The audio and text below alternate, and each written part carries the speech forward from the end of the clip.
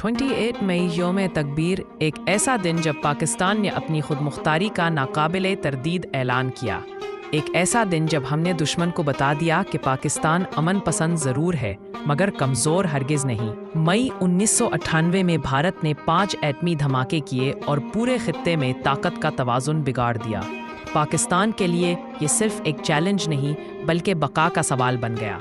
और फिर आया वो दिन 28 मई 1998 जब बलोचिस्तान के पहाड़ों में चागी के मकाम पर 6 एटमी धमाके करके पाकिस्तान ने दुनिया को हैरान कर दिया। इस फैसले के पीछे एक जुर्रतमंद क़यादत थी वज़ीर आज़म नवाज शरीफ। अमरीका, यूरोप, अक़वाम मुत्तहिदा सबकी जानिब से सख्त दबाव, इक़्तिसादी पाबंदियों की धमकियाँ और लालच दी गई, मगर नवाज शरीफ ने कौम की उमंगों की तर्जमानी की और तमाम दबाव को रद्द करते हुए तारीखी फैसला किया।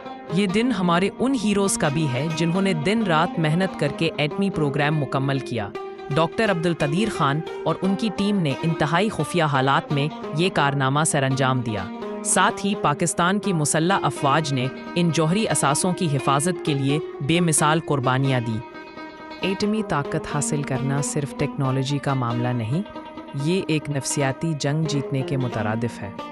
पाकिस्तान ने न सिर्फ अपना दिफा नाकाबिले तस्खीर बनाया बल्कि जनूबी एशिया में ताकत का तवाज़ुन बहाल किया। ये पैगाम था, पाकिस्तान के ख़िलाफ़ जारहियत का मतलब तबाही है। हर साल यौम तकबीर हमें याद दिलाता है कि हमने किस मुश्किल वक्त में क्या फ़ैसला किया। आज भी ये दिन हमें इत्तेहाद, कुर्बानी और हुब्बुल वतनी का पैगाम देता है। ये सिर्फ फ़ौज या साइंसदानों की कामयाबी नहीं, ये पूरी कौम की कामयाबी है। आइए हम सब यौम तकबीर पर ये अहद करें कि अपने वतन को मज़ीद मजबूत बनाएंगे। तालीम, टेक्नोलॉजी और इत्तेहाद के ज़रिए हम सब पाकिस्तान के रखवाले हैं और हमें अपनी कौमी शनाख्त और ख़ुद मुख्तारी पर कभी समझौता नहीं करना। पाकिस्तान जिंदाबाद। अगर आपको ये वीडियो पसंद आई हो तो लाइक करें, कमेंट्स में अपने ख़यालात लिखें और चैनल को सब्सक्राइब करें। आपकी हमायत ही हमारा हौसला है।